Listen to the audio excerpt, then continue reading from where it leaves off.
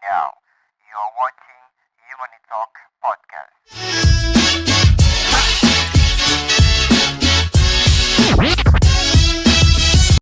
Assalamualaikum warahmatullahi wabarakatuh. Halo, apa kabar insan muda? Mudah-mudahan insan muda selalu dalam keadaan sehat walafiat, bersemangat dan juga selalu bahagia dalam menjalani aktivitas sehari-hari. Amin amin ya rabbil alamin. Dan pada kesempatan kali ini senang sekali saya Vini Auliani bisa hadir menemani insan muda semuanya dalam program People Talk Podcast. Dan kali ini bersama dengan narasumber atau bintang tamu istimewa kita, yaitu ada Pak Eri Sudewo. Beliau merupakan pelopor manajemen zakat atau amal modern di Indonesia, dan juga beliau merupakan salah satu founder dari Dompet Duafa. Wow, dan kali ini kita akan membahas mengenai menangkan Ramadan dengan berbagi. Tapi sabar ya, nanti dulu.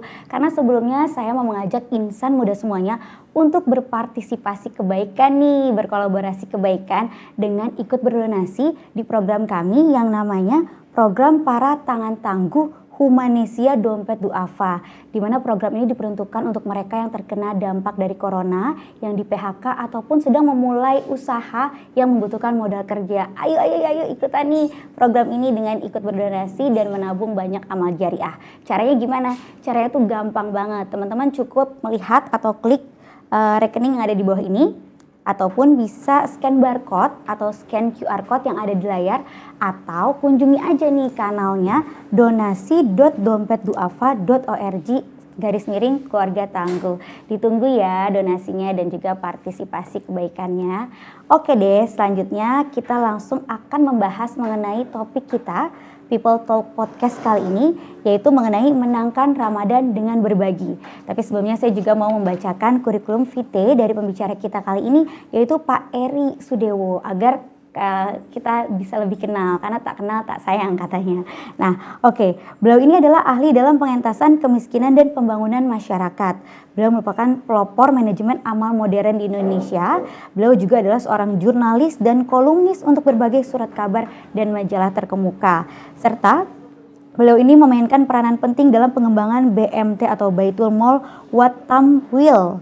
Juga menjadi konsultan CSR untuk beberapa perusahaan ternama di Indonesia, serta pernah dinobatkan menjadi tokoh perubahan atau Man of Change dari Republika tahun 2009 dan Social Entrepreneur of the Year dari Ernst & Young tahun 2009. Beliau juga merupakan penulis buku loh, buku-bukunya diantaranya ada Best Practice Character Building, Menuju Indonesia Lebih Baik, Nasib, Nasab, Nisab, dan juga Manajemen JIS. Untuk itu langsung aja nih kita sapa beliau. Assalamualaikum warahmatullahi wabarakatuh, Pak Eri. Waalaikumsalam warahmatullahi wabarakatuh. Alhamdulillah. Apa kabar Pak Eri? Kabar alhamdulillah baik-baik. Meski pandemi ya tetap harus merasa sehat. Sehat terus ya? Iya, kalau merasa sakit-sakitan pandemi malah diserang katanya. Jangan dong Gitu. ya. Katanya begitu. Katanya. Iya. Jadi harus imunnya ditingkatkan sama terus happy kali ya, bahagia ya. Positive thinking. Oke, Pak Eri sekarang aktivitasnya apa aja nih? Yang jelas tetap di grassroots ini. Saya ditarik beberapa perusahaan, kalau hanya cari uang saja akhirnya merasa kering sendiri. Jadi kalau ada dampak ke masyarakat itu yang kita inginkan. Maka sekarang kita sedang menggalakkan wakaf-wakaf corporation, perusahaan-perusahaan wakaf. Seperti ada perusahaan Oza Tea House, ini maestro di dalam meracik teh. Kemudian untuk tidak menyatakan satu-satunya, ini menjadi salah satu yang sudah bisa meracik di atas 100 racikan teh itu. Dan ini perusahaannya kemudian sudah menjadi wakaf corporation, karena sepertiga dari hasilnya kemudian diwakafkan untuk pemberdayaan masyarakat. Oke, Gitu. Masya Allah. Menarik insya Allah, Iya. doanya aja. Amin, amin. Dan amin, ini amin. milenial, Milenial, startup iya. ya. Oke, nah ini Pak Eri kan udah lama ya berkecimpung dalam dunia zakat, infak, wakaf dan sedekah ini ataupun ZISWAF ini. Nah sebenarnya apa sih motivasi atau apa yang membuat Pak Eri itu tertarik ataupun memutuskan untuk berkecimpung di bidang ini? Ya, usia saya sudah senja, yang dicari akhirnya juga sudah berlalu, dan istilahnya tinggal tunggu lonceng kematian aja kasarnya. Nah, ketika kita wafat, kita membawa harta banyak, maka harta itu akan menghancurkan kita. Maka sebelum menghancurkan kita, dari sekarang kita sudah menghisap diri. Di rumah saya ada banyak buku, buku ini sudah saya wakafkan atau saya sedekahkan. Jadi coba kita hitung, kita hisap di sekarang. Kalau satu buku malaikat menghisap 3 menit, ada 1000 buku, maka 3000 buku, 3000 menit. Baru bicara buku. Belum bicara barang-barang kita yang lain. Maka semakin kita mendekati ini, kita harus mulai menjerokan diri kita. Nah ini jangan dianggap sepele. Dan ketika saya membawa harta dan warisan ini menjadi rebutan anak cucu, maka saya di alam kubur pun akan mendapat hal yang tidak mengenakan. Nah ini kelihatannya sepele, tapi jadi untuk apa sekarang cari harta banyak-banyak ketika harta itu menghancurkan kita. Nah ini pikiran-pikiran akal sehat. From zero to hero, back to zero again. Tapi pada waktu kita menjadi hero, jangan kita merasa menjadi hero. Berbuat baik, lupakan. Berbuat baik, lupakan. Nah itu menetralisir diri kita. Ketika kita berbuat baik, kemudian kita ngomong kemana-mana, maka sombong kita muncul. Apalagi kita mengkalkulasi kebaikan kita, dan kita omongin kemana-mana, maka itu akan menghancurkan kita. Saya sedang menulis buku, kemarin sebulan lalu saya berhenti dulu sejenak. Saya bertanya kepada diri saya, lu buat buku ingin bangga-banggaan atau ingin memang mewariskan ilmu? Hati yang bisa menjawab itu. Ketika saya menulis dengan ingin dipuji-puji sombong, buku ini akan menghancurkan saya. Jadi itu perlu latihan luar biasa. Saya berhenti sejenak, saya berpikir, mudah-mudahan tidak menjadi kesombongan, sehingga bonus buku yang nulis saja. Kalau dibaca alhamdulillah, kalau enggak, saya masih belum pas untuk bisa memberikan yang terbaik buat pembaca. Gitu aja. Baik, Masya Allah. Jadi itu luar biasa sekali ya. Itu alasan kenapa Pak Eri selama ini banyak berkecimpung dalam lembaga zakat. Karena tujuannya nggak lain untuk akhirat gitu tadi. Iya, untuk kemaslahatan ya. Iya. Nah, Pak Eri pada tahun 2018 kemarin lalu ya Indonesia ini sempat dinobatkan sebagai negara yang paling dermawan nih. Nah, tapi sekarang tahun 2020 meleset nih, turun jadi urutan 10 katanya. Nah, karena kan sekarang juga lagi corona ya. Nah, kalau menurut Pak Eri sebagai orang yang lama berkecimpung di lembaga zakat atau penyaluran dana masyarakat itu, apakah gimana sih kok bisa seperti ini? Apakah dampak corona itu juga nggak hanya menyasar ke wilayah bisnis, tapi ke wilayah untuk donasi juga ataupun zakat juga terdampak gitu, seperti apa? Dampaknya pasti ada. Hanya fenomena menarik yang saya amati sekarang ini banyak perusahaan tiarap. Tapi dalam waktu bersamaan yang saya lihat adalah lembaga-lembaga Ziswap tidak ada matinya. Bahkan muncul beberapa lembaga-lembaga Ziswap yang kira-kira akan membuat kita mendapat kemaslahatan baru. Contohnya di Medan ini muncul namanya DP Foundation, Jalaluddin Pane Foundation. Ini dulu Jalaluddin Pane itu seorang bupati, kemudian pensiun dari bupati berbisnis, punya perusahaan sawit, punya pabrik minyak, kemudian mendirikan masjid, mendirikan sekolah, dan juga punya SPBU. Yang menarik dari Pak Jalaluddin Pane adalah dia orang kemudian kaya, diwariskan kepada anak-anaknya, dan anak-anaknya sekarang membuat Jalaluddin Pane Foundation. Nah, berbuat baik adalah mulia, tapi membuat organisasi itulah pekerjaan sesungguhnya. Ini saya sering ngomong ini. Jadi ketika bapaknya dari orang kaya, puncak dari orang kaya itu adalah social entrepreneur atau filantropis. Jadi hartanya itu kemudian didistribusikan. Dan sekarang anak-anaknya membuat foundation. Ini keren sekali nih. Gitu. Nah, ketika anak yang membuat foundation, hal yang paling menarik buat saya adalah satu SPBU-nya diwakafkan. Akan muncul sebuah lembaga baru di Medan yang kira-kira menjadi hal yang menarik lah. Dan ini menjadi salah satu apa yang saya katakan. Perusahaan boleh sekarang tiarap, sementara lembaga-lembaga siswa tidak ada matinya. Alhamdulillah. Gitu. Alhamdulillah. Iya, ya baik. Nah, kemudian gini, 2018 kita menjadi negara filantropi terbesar, terdepan. Sekarang enggak, saya nggak bisa menjelaskan apakah pandemi ini juga punya pengaruh. Atau dalam bahasa saya adalah, kalau Anda ingin belajar mengelola zakat pemerintah, datanglah ke Malaysia. Kalau Anda ingin belajar wakaf pemerintah yang mengelola, datanglah ke Singapura. Tapi kalau Anda ingin melihat pengelolaan Ziswap oleh masyarakat, datanglah ke Indonesia. Nah, ketika negara sekarang hendak mengambil atau utak-atik masalah Ziswap, maka sekarang mohon wakaf. Bukan mohon maaf, tapi mohon wakaf. Artinya kita tidak tahu apakah ini punya dampak juga. Kenapa begitu? Karena problem pemerintah kita banyak sekali yang belum selesai. Contoh yang sering saya obrolkan adalah di bawah tanah ada minyak, di atas tanah ada minyak. Negara ini kaya raya, mengapa rakyatnya miskin?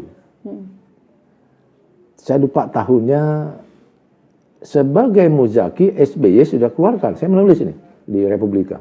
Sebagai muzaki, SBY sudah keluarkan zakatnya 2,5%, diterima oleh Agim, dikumpulkan dengan zakat seperti kita bantu orang miskin. Dan saya mengatakan mengatasi kemiskinan dengan 2,5% zakat mustahil, nggak bisa.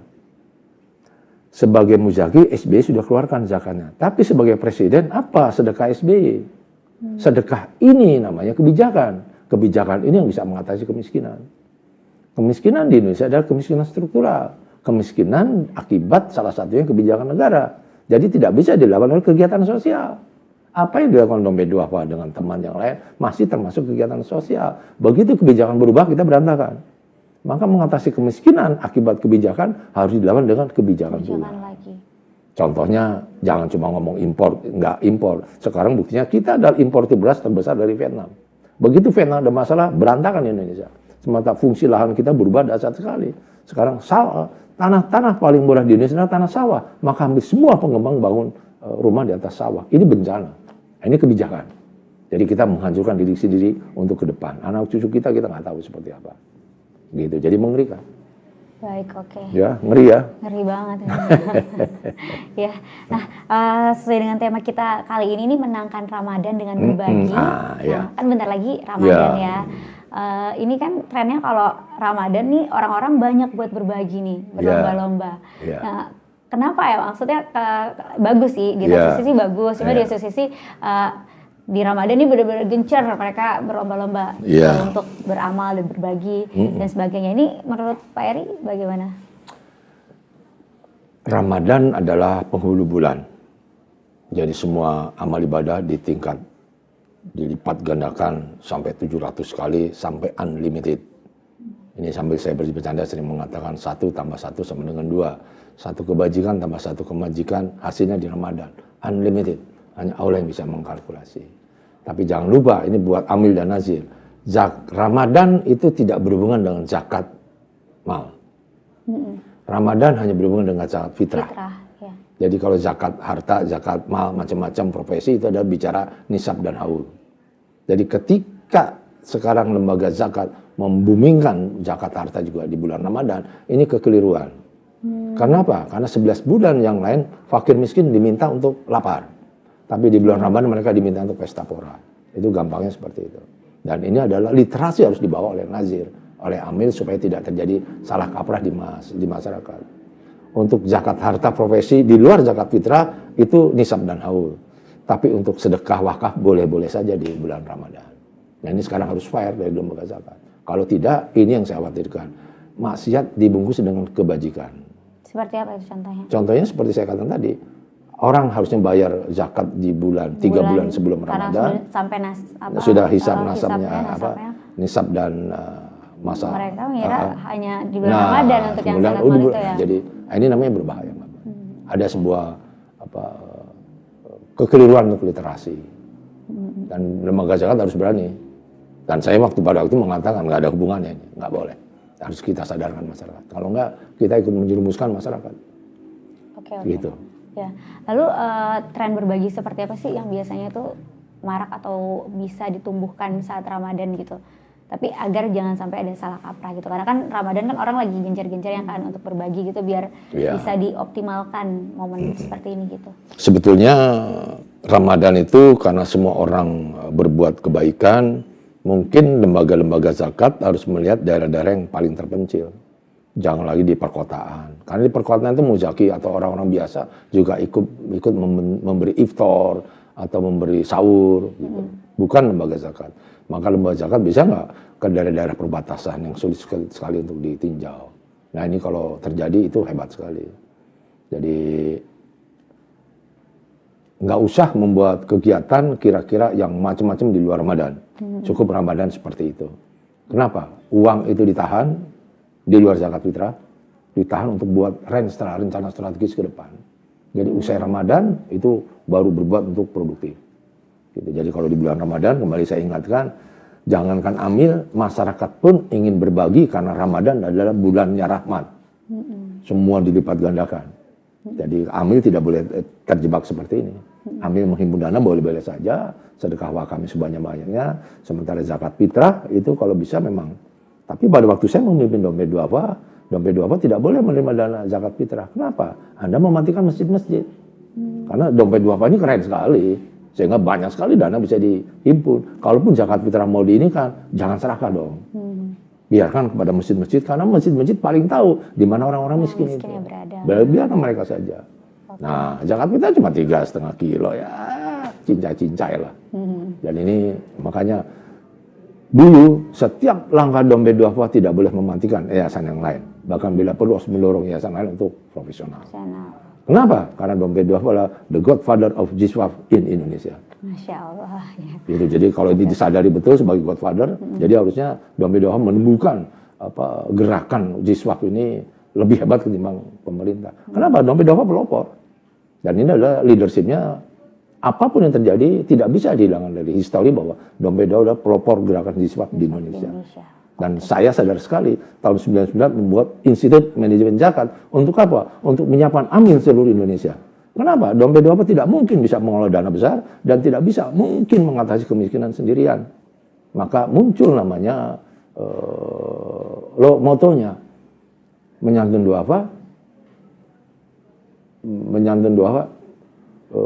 menjalin ukhuwah, menggugah etos kerja. Menyantun duafa, menjalin ukhuwah. Nah, menyantun duafa, menjalin ukhuwah, menggugah etos kerja. Menyantun duafa itu sudah tugas dompet duafa. Harus bekerja sama. Dan puncaknya apa? Kegairahan masyarakat untuk etos kerjanya.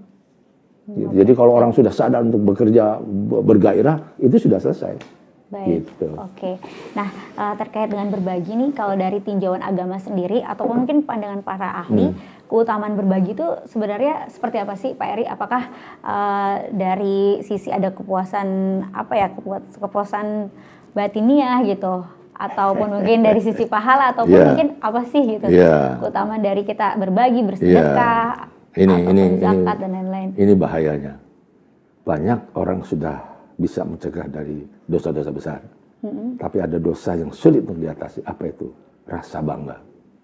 Iya, itu memang. Jadi berbagi, kalau CSR itu Corporate Social Responsibility, it's okay, nggak ada masalah, karena dana perusahaan. Tapi zakat itu udah haknya mustahik. Jadi sebagai amil pun tidak boleh merasa hebat. Justru sekarang amil harus merendahkan hatinya untuk mengatakan tanpa bantuan donatur, dompet duafa ambruk. Karena semuanya dari donatur itu. Jadi beri kebanggaan kepada donatur untuk mereka tetap berbagi dan bisa menyalurkannya. Gitu. Nah, berbagi ini sesuatu yang kira-kira sudah menjadi sunatullah. Sunatullahnya adalah bukan hanya sekedar sunatullah. Zakat itu menjadi rukun Islam ketiga. Jadi ini bukan main-main. Maka sering saya mengatakan, mengapa zakat menjadi rukun Islam ketiga? Mengapa bukan perbankan dan mengapa bukan asuransi? Pada sama-sama lembaga keuangan. Zakat dari muzaki, zakat wakaf dari muzaki wakif, dikelola amil dan nazir untuk mustahik dan ma'kuf alaih. Sementara bank asuransi dari fulan bin fulan dikelola oleh pegawai bank dan asuransi, maka kembali kepada fulan bin fulan. Maka duit itu berputar di antara orang kaya yang itu-itu juga. Pakai bunga lagi. Nah, jadi lembaga-lembaga Jiswaf ini sangat mulia. Masya Allah. Gitu. Jadi berbaginya ini adalah, maka dalam bahasa saya adalah, ibroh zakat itu sedekah. Hidup ini sedekah. Kita lahir karena problem orang tua kita.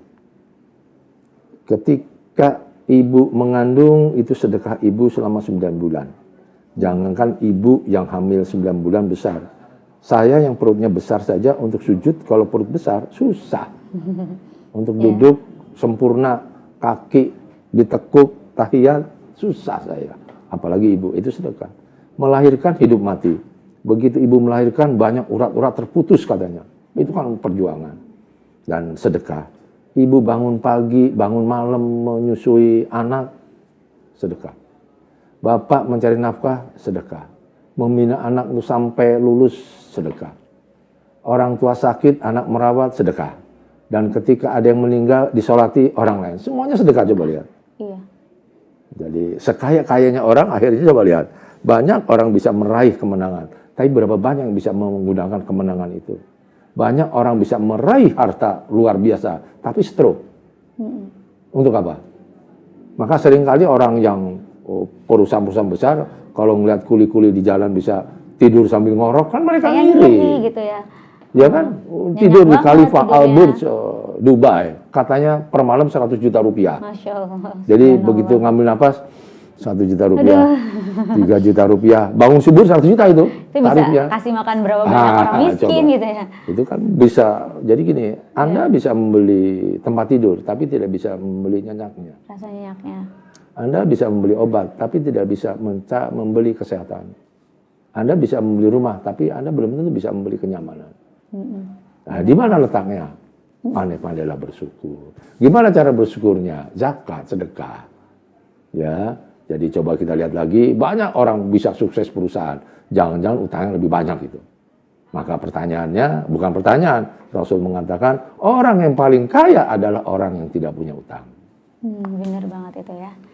Jadi jangan sampai juga terjebak untuk memenuhi gaya hidup dengan justru malah banyak berhutang ya, Pak Eri ya. Iya. Oke. Nah, ini terkait sedekah itu tadi, gimana juga nih buat kita juga insan muda agar dalam bersedekah itu tuh niatnya terjaga. Karena kan sedekah kan boleh sembunyi-sembunyi, boleh terang-terangan. Tapi mungkin kalau yang terang-terangan tuh sebagian ada niatnya agar bisa mencontohkan kebaikan buat yang lain. Tapi kan namanya ria itu kan tipis nih ya. Nah ini betul. Gimana nih caranya? Memang perlu latihan. Zakat itu ibarat sholat Jumat, digelapkan, disembunyikan atau terang-terangan orang sholat Jumat kelihatan. Sedekah wakaf itu seperti sholat tahajud. Hati-hati, orang sholat tahajud nggak ada yang keluar, gue mau tahajud, nggak. Supaya dia dapat, orang hartanya itu harus hati-hati. Makanya seperti saya katakan, berbuat baik lupakan, berbuat baik lupakan. Dan berbahagialah ketika kita melihat ada orang yang kita bantu dan ternyata sukses dan dia tidak tahu kita yang membantu. Kita bisa menangis. Oh iya, hanya Allah malaikat yang tahu itu. Terutama Allah hati kita. Jadi dia berdoa, ya Allah, wah kita senang sekali, Masya Allah. Dia nggak tahu, gitu. susah tapi itu mungkin. Kita, lu sukses gara-gara gua. Hancur itu. Bahaya itu ya. Bahaya. Oke. Gitu. Ya, nah Pak Eri kalau tadi kan zakat mal bisa kapan aja kalau nasabnya udah sampai. Tapi kalau zakat fitrah itu kan yang di bulan Ramadan itu. Ya. Nah sebenarnya kalau dari sisi ekonomi dan juga agama, ini zakat fitrah ini nih seperti apa sih manfaatnya gitu? Apalagi kan sekarang pandemik gitu kan, seberapa ini ya ampuh ataupun manfaat dari Lumbung Desa di Cibaut, ini Synergy Foundation, ini setiap Ramadan itu memenuhi permintaan beras zakat fitrah berton-ton itu. Jadi sebelumnya sudah disiapkan oleh Ziswaf, Lumbung Desa ini bergerak, maka di bulan Ramadan 2 minggu itu sudah pesanan mulai banyak.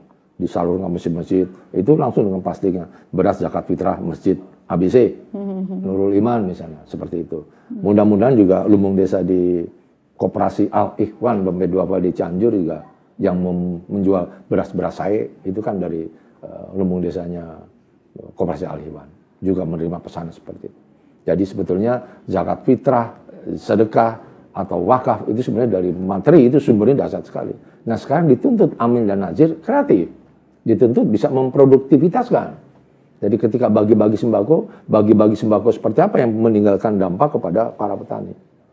Jadi jangan sampai, mohon maaf, membelinya di supermall atau mall-mall besar, beras di sana, mustahil cuma dapat beras. Maka berapapun besar dana Ziswaf akan disiap oleh para kapitalis. Nah, ini kecerdasan. Harus membuat pasar sendiri macam-macam. Dan kalau itu berat, itulah mulianya amil. Dan ketika pun belum berhasil, tapi amil tetap jujur dan dia mati, insya Allah syahid. Jadi harus ada azam atau ada kekuatan yang betul membuka kita untuk bangkit. Ini namanya visi. Saya khawatirnya sekarang amil nazir ya cuma sekedar kegiatan sosial saja, tidak tahu masalah politik macam-macam.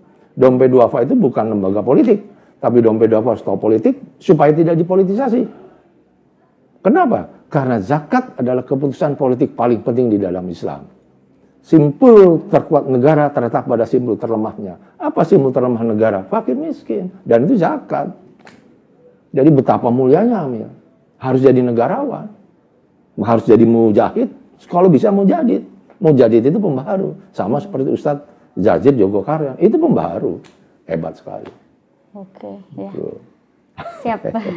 Oke, nah Pak Eri ini kan selama berkecimpung di lembaga Ziswaf ini, pasti kan banyak pertanyaan-pertanyaan dari masyarakat, termasuk misalnya tentang zakat gitu kan saat Ramadan. Nah, apalagi tadi kita ketahui zakat fitrah itu kan salah satu aspek penting selama Ramadan gitu kan. Nah, biasanya itu seperti apa sih kasus yang timbul gitu mungkin dari masyarakat? Kalau sekarang tidak sebanyak pertanyaan di awal-awal dulu. Sekarang kita bersyukur lembaga Ziswaf sudah cukup banyak. Orang-orang yang berkecimpung sebagai ustadz juga menjadi dewan-dewan syariah. Mereka bisa meliterasi masyarakat. Dan masyarakat yang sudah terliterasi juga bisa memberikan literasi kepada saudara-saudaranya. Gitu. Nah misalnya gini, di dalam mengatasi kemiskinan itu minimal ada 4 cara. Satu adalah bekerja atau usaha. Kamu bekerja, teman-teman bekerja ini untuk mengatasi kemiskinan dirinya dan keluarganya. Kedua, jaminan sama family. Keluarga Batih itu orang tua, istri atau suami, dan anak-anak. Saudara-saudara kandung boleh menerima zakat. Tapi orang tua, anak-anak, istri tidak boleh menerima dana zakat. Kalau kita keluarkan namanya sedekah. Ini hak kamu, itu namanya sedekah sebenarnya. Tidak boleh dari dana zakat. Ya, jaminan sanak famili. Kemudian selanjutnya adalah jaminan negara. Tapi dengan problem seperti ini, waduh, kita nggak tahu ya seperti apa. Dan keempat baru zakat. Jadi tingkatannya sudah berbeda-beda. Dan terakhir zakat untuk dikeluarkan. Kemudian sedekah, wakaf, macam-macam. Maka di mana itu ininya harus kreativitas dari amil nazirnya. Dari amil nazir itu tidak boleh sekedar orang baik. Maka amil nazir harus paham dan bisa berbuat baik lebih keren lagi. Gitu. Jadi mungkin kalau dijabarkan yang simpel sebenarnya manfaat ataupun keutamaan dari zakat itu apa sih? Jadi besar sekali. Jadi zakat itu adalah asuransinya, jaminan sosial untuk orang-orang miskin. Ketika zakat itu dikeluarkan oleh muzaki, itu namanya asuransi sosial buat muzakinya. Dia memberikan zakatnya kepada oase danau, dan ketika dia belum butuh dia tidak perlu mengambil. Tapi ketika dia butuh dia boleh mengambil seperlunya. Gitu. Nah, ini kekuatan dari Islam. Jadi besar sekali. Islamnya agama keren, bukan agama eksklusif, bukan agama untuk mementingkan orang kaya. Bahkan dikasih tahu, Anda orang kaya hati-hati. Tapi Anda orang miskin juga hati-hati. Orang kaya dia pelit, orang miskin hasad. Jadi sama. Gitu. Oke, baik. Kita lihat tadi tentang zakat dan berbagi. Nah, kalau tadi itu penjelasan Pak Eri. Nah, mungkin bisa kasih ke kita nih teman-teman insan muda semuanya closing statement tentang zakat dan juga tentang tema kita kali ini yaitu menangkan Ramadan dengan berbagi. Silakan Pak Eri. Jadi Ramadan ini salah satu bulan yang memang harus kita hidup-hidupkan. Maka ada pepatah mengatakan begini, kalau Anda ingin senang 1 jam, pergilah tidur siang. Kalau Anda ingin senang 1 hari, pergilah memancing. Kalau Anda ingin senang 1 tahun, berdoalah. Kalau Anda ingin senang 1 tahun, berdoalah. Tapi kalau Anda ingin senang seumur hidup, bantulah orang lain. In ahsantum li anfusikum. Semua kebaikan itu akhirnya kembali kepada diri sendiri. Hartanya keluar, tapi kebaikannya masuk ke kita. Mudah-mudahan jadi wasilah. Jadi kalau ini anak-anak muda, insan muda bisa melihat seperti ini, mudah-mudahan terinspirasi. Terima kasih. Masya Allah. Terima kasih banyak Pak Eri atas foto-foto yang telah diberikan. Sangat bermanfaat sekali untuk kita semuanya insan muda yang menyaksikan. Baik insan muda, sebelum kita akhiri acara podcast kita kali ini, saya juga tidak akan bosan-bosannya nih mengingatkan insan muda semuanya untuk ikut berpartisipasi kebaikan, kolaborasi kebaikan melalui program Dompet Duafa, yakni program Para Tangan Tangguh, di mana insan muda bisa ikut berdonasi, memberikan bantuan kepada mereka yang terkena dampak corona seperti di PKHK ataupun baru memulai usaha di mana mereka membutuhkan modal kerja. Ini cara mudah sekali, insan muda bisa melakukan donasi dengan melalui rekening yang tertera di bawah ini, ataupun scan QR code di layar, ataupun berkunjung ke kanal donasi.dompetduafa.org/keluarga tangguh. Oke, kita tunggu ya. Semoga partisipasi kebaikan dari insan muda semuanya bisa menjadi amal jariah. Amin, amin ya rabbal alamin. Dan akhir kata, saya Vini Auliani dan juga Pak Eri, serta seluruh kerabat kerja yang bertugas, mohon pamit undur diri. Terima kasih. Wassalamualaikum warahmatullahi wabarakatuh. Dan sampai jumpa. When it hits you, yeah.